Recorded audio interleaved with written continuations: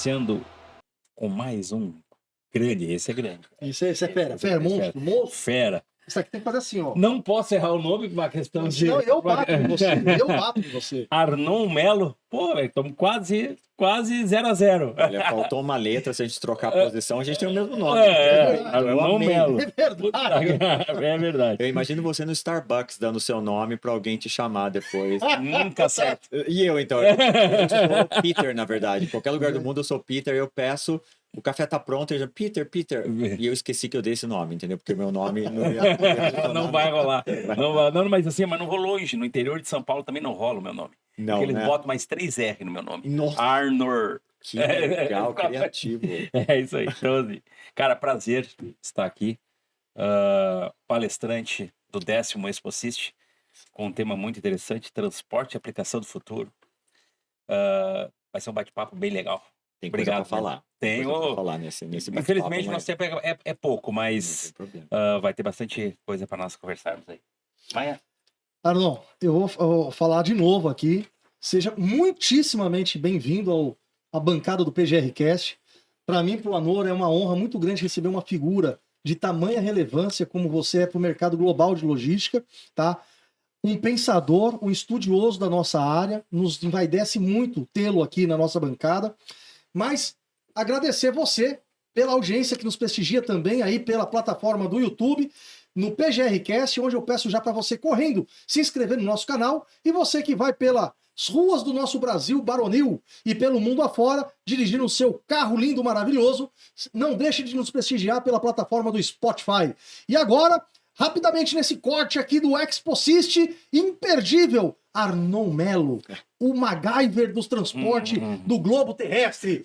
Arnon, eu vou falar um pouquinho de você aqui, cara, que vale a pena citar um pouco da tua jornada, cara. E eu vou gostar de ouvir depois um complemento. Para quem não sabe quem é o Arnon, ele é o fundador, tá, e o atual CEO da Melo Rock Logistics, que é uma transportadora. Olha que bacana, pessoal, esse case para nós aqui, trazendo uma visão de fora. Um brasileiro que empreendeu no Canadá, tem uma transportadora lá grande e está aqui hoje trazendo para nós alguns insights nesse release aqui que a gente vai fazer. E ele, além disso, é o primeiro estrangeiro a presidir uma das grandes associações internacionais do mundo, que é a CIFA, que é a Canadian International Freight Forwarders Association, tá? Hoje ele ocupa a cadeira de presidente e é membro também do CONCID, que é o Conselho Brasileiro de Cidadania de Ontário. E aí, gente, por que eu falo que é uma autoridade? Se no Brasil já é difícil vencer na área de logística, você imagina que esse cara trabalhou, batalhou para conquistar o espaço dele em território estrangeiro, na América do Norte, onde o latino-americano é extremamente preconceituado, discriminado. Meu amigo, esse cara é um herói para mim e eu tenho muito orgulho de tê-lo aqui à bancada do PGRcast, Arnon. Bem-vindo, meu amigo. Obrigado pelas palavras, obrigado por me ter aqui. Olá para todo mundo que está assistindo a gente. A vida de imigrante não é fácil, como você sabe, né? Mas eu acho que quando você tem vontade e paixão, você chega em qualquer lugar. E eu acho que o brasileiro tem que acreditar nisso também, né?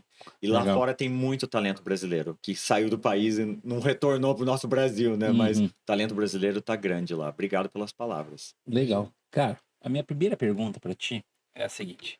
Como é ser transportador no Canadá? Boa. Olha, primeiro que é tudo muito preto e no branco. Então a gente tem uma nossa associação, que eu sou o presidente, que tem um apoio muito grande, né, a isso. E existe um diálogo muito importante e forte entre essa associação, os membros e o governo canadense, a alfândega, para estipular normas que a gente tem que seguir, na verdade. Então eu vejo uma diferença grande no Brasil, posso estar errado, mas às vezes procedimentos são implementados aqui que não tem uma discussão da indústria naquela decisão, né, que vai ser tomada, que vai afetar a indústria, vai afetar o consumidor final, vai afetar o país inteiro. Então, me parece, posso estar errado, não é como no Canadá, que tem um diálogo de mesa. Então, antes que algo seja implementado no Canadá, o CIFA, ele está presente, ele está dando feedback para o governo, ele está falando, olha, tem que se preocupar com isso, tem que tomar conta com isso, para que aquela nova lei ou o novo processo seja implementado. Então, acho que essa é uma diferença grande, talvez, dos dois países. Com certeza. Vamos dar um exemplo numa numa lei implementada em 2013 no Brasil, que foi a lei do motorista, que Uhum. inclusive é legal isso, é legal A esse lei do quê? depoimento. Eu não escutei. É a lei do motorista, da Do motorista. jornada de motorista, Ah, tá? tá. Que no Canadá, eu vou te contar uma passagem que eu tive em Toronto. Nós fomos visitar Niagara Falls, né? Aí eu peguei um transfer de Toronto até Niagara Falls. Acho que dá 1 hora e pouco, acho, será? Sim, Uma hora, uau, isso, exatamente. Ah, e o motorista assim, ó, eu tenho que voltar às 17 horas, ok? 17 horas. E brasileiro, tu sabe que 17 horas não existe, ou é 17h10, ou é 15, Tô de ou é férias. 20, ou de férias. Tô de férias. 17 horas o cara bateu a chave na van. E faltava a metade. O cara deu. Eu falta metade. Ele, pum, bateu, eu tô embora. Eu não falei que era 17 horas? Ficou metade pra trás. Nossa. Se tiver que voltar de trem. Então, assim. Ainda bem que tinha o trem. Exatamente. Então, assim, mostra, primeiro, não vou dizer obediência, mas a disciplina Sim. em cima de uma norma, né? Então, é um país totalmente voltado para isso. Mas o transporte são muitas variáveis no transporte, né? O transporte não é que bom que fosse ponto A ao ponto B ao ponto A de volta. Não é assim o transporte, a gente sabe. E o Canadá é um país grande, né? O É outro Canadá país em proporção continental também. Então, assim, eu imagino os desafios para vocês com relação a isso. E realmente no Brasil não há essa bilateralidade ou essa multilateralidade. É simplesmente tomar a decisão e tu vai cumprir, pronto, acabou. E você tem que se adaptar àquela decisão, que às vezes não é legal para ninguém, né? E você não participou daquele momento. Exatamente. O teu modal lá, ele é rodoviário? 100% rodoviário? Não. É outra coisa muito interessante do Canadá, que você falou do Canadá. Os vários desafios do Canadá são geografia, óbvio, clima. Que você já teve lá, você sabe, temperaturas de menos 25, 30, dependendo de onde você tá. Peguei menos 22 lá. Exatamente. E na cidade, você imagina um pouco mais para o norte. Uma que câmera fria. chega a menos 50, dependendo do lugar. Então você tem que, em logísticas, dependendo da época do ano, você tem planejamentos diferentes, entendeu? Você tem que se preparar de certas maneiras que no Brasil você não tem isso. E o nosso modal principal para o marítimo é a ferrovia, na verdade. O Canadá existe hoje como país por causa da nossa ferrovia. Sim. O Canadá foi desbravado e a ferrovia foi construída e as cidades foram sendo montadas para os executivos que vinham da Europa, né? Então hoje a gente tem uma malha ferroviária maravilhosa, que cobre a América do Norte inteiro, praticamente. Então, 95% dos containers que a gente manipula se movimentam através da ferrovia. Então, o caminhão é muito pouco usado, ele é usado localmente para entrega do container local. Ou movimento... Depois do cross-docking. Né? Nunca você mandaria... Emergência, já fiz isso, óbvio. Mas eu não mandaria um container, por exemplo, de caminhão de Toronto para Vancouver. Isso não ficaria... Uns 5 mil quilômetros, 6 mil quilômetros? Quanto é que dá? Sim, são 5 dias de trânsito, né, para você chegar. É bem muito complexo. Longe. E o preço disso que é outro fator. Porque, na verdade, quando você tem que fazer isso com um cliente para salvar ele, porque ou teve um atraso do navio, ou o trem, não sei, cai uma barreira, o trem não está passando, enfim, você tem que botar num caminhão e trazer. Então, isso custa quase o dobro do que é o frete daquele container se você tivesse deixado o movimento normal dele. Então a gente não usa. E uma questão de... A gente vai falar muito de ESG, né? De sustentabilidade. Então o Canadá sempre teve na frente pensando isso também. Ele sempre foi uma vanguarda, né? Global nesse tema. E o CIFA, ano passado... Eu faço parte do comitê de sustentabilidade do CIFA. A gente desenvolveu uma cartilha, vou chamar de um white paper, que acho que é isso que eu falo no Brasil também, de dar dicas para as empresas de logística como implementar um plano de sustentabilidade na sua empresa. Fantástico. Porque a gente, como país, a gente recicla tudo, né? A gente tem orgânico, plástico, vocês aqui também, né? A parte disso. Começando a se aculturar nesse tema. Exatamente, mas no Canadá e na parte de logística é difícil você começar algo. Você tem que ter a parceria dos transportadores, das empresas marítimas, empresas aéreas, empresas de caminhão, que vão também adotar essa prática. Então, é importante pensar nisso também. Oh, legal. E deixa eu perguntar, Arnon, amanhã, né, no caso, no segundo dia do ExpoSys, você vai ser um dos painelistas, debatedores acerca das inovações, né, na área de transportes e tudo mais, né? Qual que é a visão de quem tem uma empreitada, como é o teu caso, fora do Brasil? Qual que é a visão global, né, para um mercado tão carcomido tão desafiador e que carece de tamanhas inovações como é o mercado de logística no mundo inteiro. Porque hoje nós temos os 4 predominantes modais, que é o aéreo, rodoviário, o ferroviário e o aéreo, ferroviário, Cabotagem. Marítimo. e o marítimo, Sim. e o marítimo, né? E você vê que o rodoviário, ele é predominante na maioria do mundo, né? Sim. E aí ele vai de encontro em negativo às práticas de sustentabilidade global, né? Sendo que você tem o modal marítimo, que ele é muito mais econômico e muito mais responsável, falando em questões ambientais, e a gente tem o modal ferroviário, que é fabuloso, reduz custo, aumento de segurança e etc e tal, né? O aéreo a gente não pode falar muito porque ele encarece e ainda continua também extrapolando a emissão de gás CO2, né? Enfim, dentro dessa temática, quais são as inovações de você que está lá fora, olhando para todo o globo? Qual é a visão hoje para o futuro que você tem de transporte no mundo? Eu acho que a gente já tem hoje, por exemplo, empresas marítimas oferecem para você tarifas que são... A carga vai movimentar com biocombustível, os navios têm aquelas velas na frente que proporcionam o navio no mar. Então, eu acho que hoje em dia você consegue... A cobrança foi tanta que essas empresas estão criando alternativas quando eles dão a tarifa para a gente vender para o nosso cliente. E aí, óbvio, é o cliente que vai tomar essa decisão, né? Então, eu tenho essa tarifa que vai ter um crédito de carbono X, ou as empresas, agora, como eu te falei, estão criando programas de crédito de carbono e mostrando para os clientes que eles também têm que pensar nisso, que não é só o dinheiro no final do dia. Mas é difícil você falar para o seu cliente, olha, usa essa tarifa, né, que a gente vai estar melhorando a sustentabilidade do mundo. Eu acho que ainda é muita... O valor do dinheiro, o valor do custo do transporte é muito ditado. E voltando a falar um pouquinho do que você falou, uma diferença que eu acho que, em relacionamento, que eu queria falar amanhã também, é que os nossos clientes lá fora, vou generalizar, porque eu sou brasileiro, eu posso generalizar, porque se eu fosse gringo eu não poderia. Os nossos clientes são muito fiéis ao serviço que a gente presta como agente de carga, tá? Então não é só o desconto de 20, 30, 50, 100 dólares para te deixar, né, como um agente de carga. E às vezes eu vejo os nossos agentes no Brasil sofrendo com isso, né? O cliente vai muito só no valor, no valor monetário, ele esquece toda a gama de conhecimento que aquele agente de carga traz, anos de dedicação àquele cliente, se preocupando com rota, se preocupando com tudo. E a gente acaba sendo deixado, às vezes, né, por um montante muito pequeno. Então eu gostaria que muito isso mudasse no mundo, que as pessoas realmente dessem valor a grandeza de conhecimentos que os agentes de carga têm através dos seus parceiros, porque a gente não faz nada se a gente não tem parceiro. Eu não sou nada sem os meus parceiros no Canadá e no Brasil e no mundo. Mas eu acho que essa troca de valores é importante a gente lembrar disso sempre. Muito bom. Fantástico. Legal. O brasileiro, ele tem... Você deve te lembrar da lei de Gerson, né? Tem que levar vantagem em tudo. Lembra disso, não? Morava no Brasil ainda quando Morava. morava no Mas Brasil. tá desenterrando essa lei aí. Então, assim, é muito complicado. Primeiro que, para chegar nessa excelência, Sim. o mercado fornecedor, o transportador, ele tem que ser um mercado unido.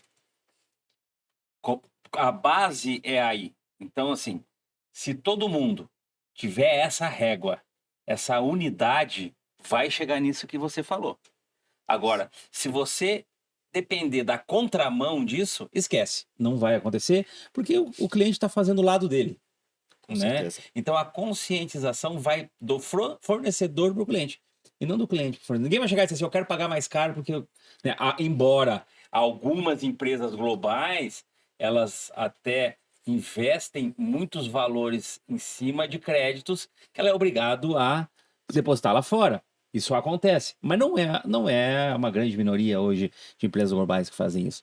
Mas no meu pensamento, a base tem que começar pelo fornecedor e não pelo cliente. Sim, com certeza. E se você mostra para o cliente que você tem essas alternativas, você meio que não coloca ele na parede, né? Mas você fala, ó, tá vendo? Ajuda aqui a gente a melhorar, né, a sustentabilidade do mundo. Mas se você não traz essas opções para ele, ou até para sua transportadora local, que nem hoje a gente usa empresas que são caminhões elétricos no Canadá para fazer entrega local. Não são todos, mas existe essa possibilidade. Então, as pessoas estão se tornando cada vez mais conscientes de perguntar e ir atrás de outras possibilidades. Eu acho que é um começo. Sim. E quando a gente começou a fazer esse white paper do CIFA, eu falei, a minha fala foi assim, gente, é muita coisa ao mesmo tempo, porque é um tema muito abrangente, assustador, e eu falei, a gente tem que começar do beabá, tem que ser uma coisa simples. Sim. Não, porque você sabe, você pode se aprofundar em cada aspecto do ISG que daqui a pouco você não consegue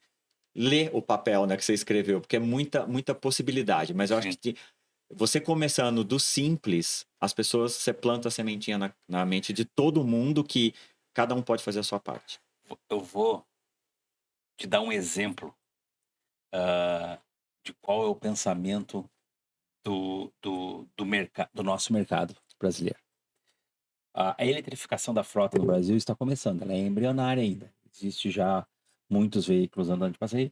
E agora começou a difundir muito a parte de caminhões elétricos, principalmente na última milha, né? Que é onde um elétrico aí tem uma capacidade de 250 quilômetros, no máximo 300 quilômetros, dependendo da geografia, enfim. Aí o frotista, o transportador, vai lá e investe. Ao invés dele investir 300 mil reais num caminhão a diesel, ele vai lá e investe 500 mil reais num caminhão elétrico. Ok? O custo dele cai acho que 5 ou 6 vezes cai o custo dele com relação... Porque hoje, no Brasil, o maior sócio de um transportador é o diesel. 60%, 50%, dependendo da operação, é o maior sócio. Aí você chega no teu cliente, lá no cliente diz assim, ó, eu investi na frota elétrica, né? Tô gastando 200 a mais na frota elétrica, emissão de carbono, Aí diz, então tá bom, então eu vou mexer na tua planilha.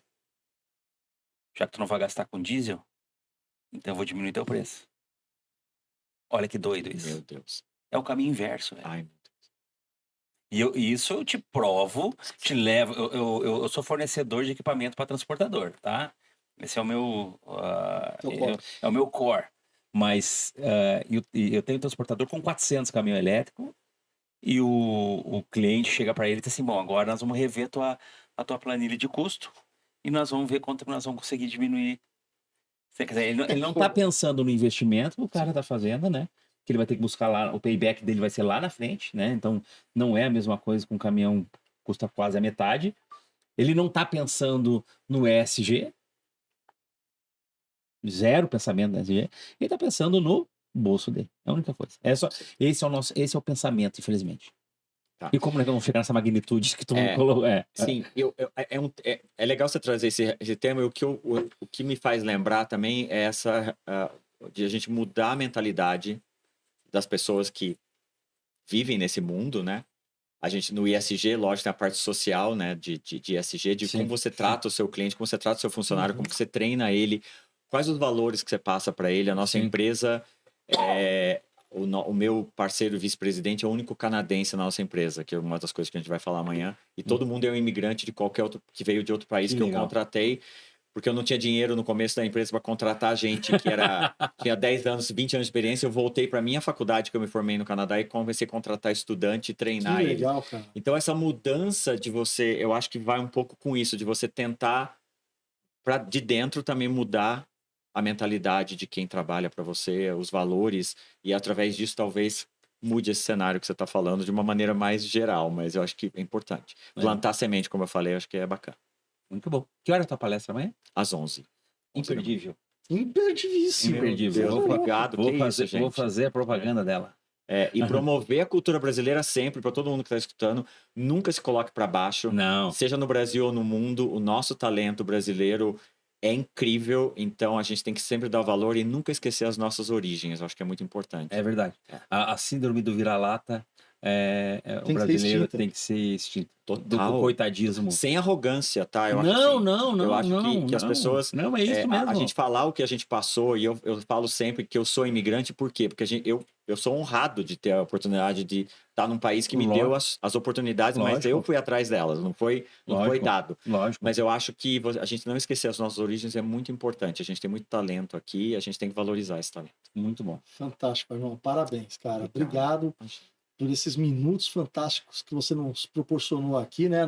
Pô, eu queria fazer um episódio de 2 horas contigo. Mas vou me matar, nem bem cheguei, já consigo tomando tempo. Eu acho que Legal. vale um episódio Legal. completo do Legal. PGRcast com uma figura como você. Obrigado. Cara, uma figura que eu falo que traz orgulho para quem é brasileiro em ver um irmão brasileiro vencendo extra fronteira do Brasil. Parabéns, Arnaldo. Obrigado. Tua Não. história é inspiradora, serve de exemplo para muita gente que, como o Anor falou, sente a síndrome do viralatismo, e você é a prova de que não é porque eu sou brasileiro eu tenho que ser sucumbido ao segundo plano. Ao contrário, eu posso sim vencer fora, num lugar de primeiro mundo, e ainda melhor, sentar em cadeiras de honra, como presidente de uma grande associação de um país de primeira linha, cara. Uma honra para mim representar o CIFA, e é um processo, óbvio, né, mas de dedicação, porque é um papel voluntário que eu faço, eu não ganho nada para fazer isso, mas é paixão pela minha indústria, pelo que eu faço, levanto da cama todo dia, amando o que eu faço, e eu acho que isso também é uma coisa importante, você passar para os seus clientes essa paixão, e para todo mundo ao seu redor, Sim. porque as pessoas lêem você, que nem a palestra agora, falando do seu comportamento, né? Se você tem um comportamento negativo, as pessoas vão sentir isso em você, Sem você dúvida. tem que você tem que ser autêntico. Tem que ser Isso- entusiasmado. Exatamente. Exatamente. É isso aí. E É você isso se vende automaticamente a sua empresa por essa atitude que você tem de vida. Eu acho que tem que começar por aí. Os soft skills que a gente fala, né? Sem dúvida. Sim. Eu não sei como é que fala isso em português. É isso Não, mesmo. só pra te É soft skills É, também? Ai, que também. bom. Então... Tá aqui no brasileiro. Ai, que ótimo. Aqui não é brasileiro, não. Meu Deus, Como é que eu vou traduzir isso agora? É. Mas soft skills é muito importante no mundo, não só para minha empresa, mas no mundo, eu acho. Não tem. Muito bom. Obrigado. Obrigado a você. Uma excelente palestra, mas não precisa nem dizer sucesso, porque já vai ser, então isso, Obrigado. e desejar o certo não é. Obrigado mesmo. Bom retorno ao Canadá. Ao frio. Ao frio. Agora tá frio. Então, vou ter que mandar Agora uma tá frio. foto depois. Tu tem né, cara? certeza, velho, que vai ficar só 5 dias? Eu volto em janeiro, gente. Eu volto em janeiro para passar férias. Ah, Tá? volta em Então- janeiro. Ah, legal. Então, prazerzão te conhecer. Cara, quando vier em janeiro no Brasil, vamos ver a possibilidade de nós gravarmos uma coisa. Não sei se a tua base é São Paulo, São Paulo. Então, Vai ser Fica uma mais fácil. honra. Me convida que eu tô lá. Vai ser uma Vamos honra. lá. Já está convidado. Aliás, Perfeito. Janeiro. Convocado. intimado. Tá, perfeito. Nove- Obrigado, cara. Valeu. Obrigado a vocês. Foi um Valeu. prazer. Bom, Beleza. valeu. Pessoal, obrigado por mais um corte aqui do Exposist. E fique aí, pessoal. Não deixe de prestigiar que logo mais teremos mais outra pessoa brilhante na nossa bancada. Um abraço, pessoal. Um beijo no coração.